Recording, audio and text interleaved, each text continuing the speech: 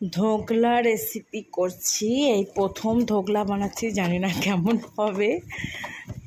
এই যে আমার মেয়েও আমাকে হেল্প করছে।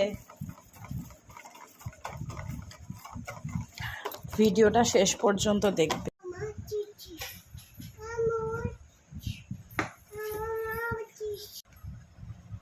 এটা তোমার হ্যাপি বার্থডে কেক। করবে, কাটিং করবে?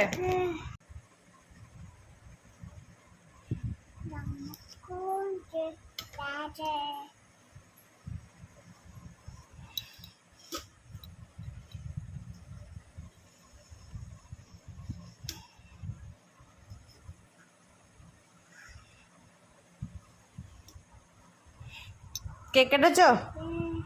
ঠিক আছে তো তাহলে। তো আমাদের ধোকলা তৈরি হয়ে গেছে। যদি তোমরা আমার ধোকলার রেসিপিটা চাও তো কমেন্ট করে জানাও।